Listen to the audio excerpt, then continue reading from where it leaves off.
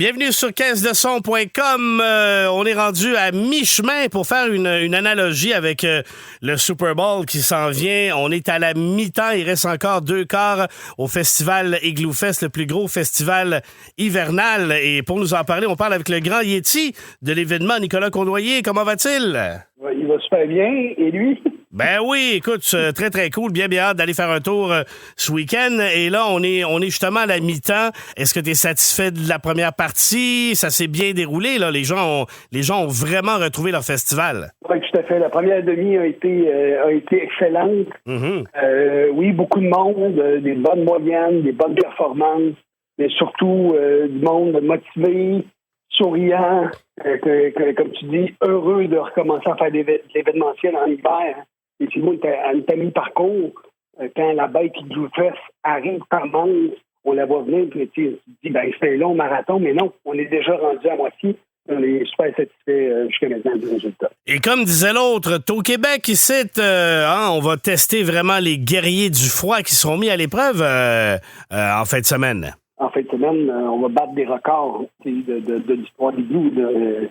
Ah oui? Donc, oui, on s'enligne. Écoute, le plus froid, c'était à Fortet il y a quelques années, en 2019. Ah? Il a fait avec le facteur éolien moins 31. On va être plus dans le coin du moins 40 avec les vents. Fait que, c'est clair, il faut redoubler de prudence. On redonne les consignes habituelles à tout le monde. Là, sur les faits de communication pour les gens. L'événement est maintenu, mais ça prend des mitaines, des manteaux chauds, d'avoir des réchauffe-pieds, réchauffe-mains, s'habiller en multicouches. Il y en a qui mettent des lunettes de ski. Ça va être une soirée historique, il faut garder ça en tête. Et on a des sapristis de bons artistes qui vont nous garder bien au chaud, qui vont nous faire bouger en fin de semaine, là. Entre autres avec Bob Moses. Oui, tout à fait, qu'on a bien hâte d'accueillir. Donc, une bonne soirée avec Bob Moses. Demain, Black Tiger Sex Machine avec Apache. Wow. Ça aussi, ça va être du gros son, de la basse, la bonne basse. Beaucoup de basse pour des amateurs.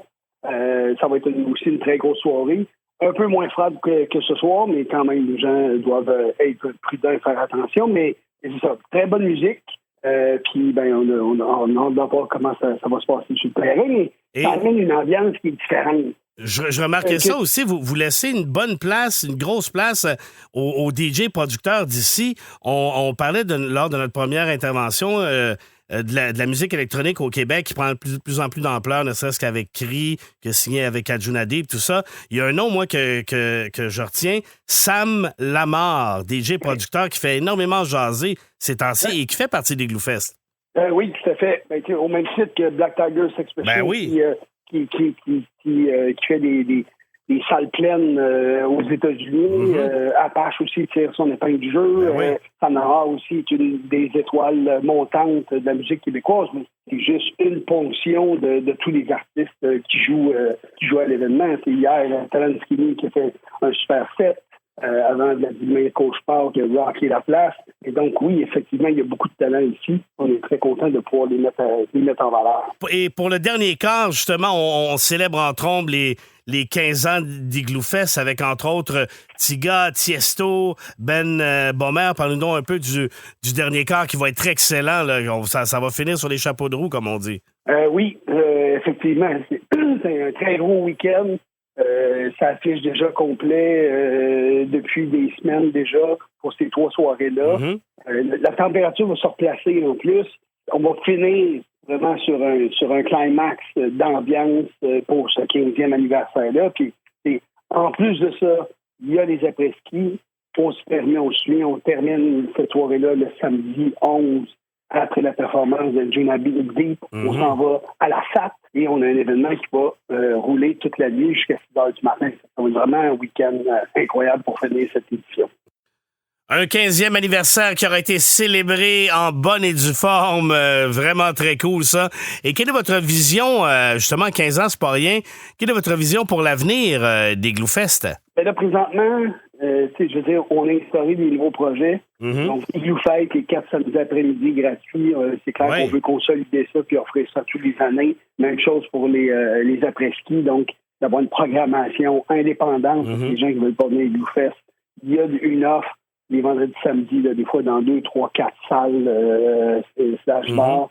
Ça, c'est clair qu'on veut construire ça puis l'établir pour que il y a vraiment un hub Igloo Fest, un pôle touristique hivernal qui accueille du monde de partout au Québec, mais aussi du nord des États-Unis, d'Ontario, que les gens sachent que Igloo Fest est là pendant un mois, puis il s'opère, puis il y a différentes déclinaisons. On travaille aussi sur un autre projet, je ne sais pas si ça va être pour 2024, je n'en parle pas tout de suite, mais ce serait un truc qui serait justement familial, en marge d'Igloo Fest, qui viendrait augmenter aussi l'achalandage dans le Vieux-Port de Montréal, mais je vous garde des surprises pour l'année prochaine. Nicolas Cournoyer, le Grand Yéti, avec toute son équipe qui nous offre une belle 15e édition. On vous souhaite encore un beau 15 ans et merci de faire rayonner, de nous faire triper les amateurs de musique électronique et dans un contexte incroyable en hiver à Montréal. Ça prend un brin de folie, bravo, chapeau et merci encore. Gros merci, à très bientôt. Caisse de son.com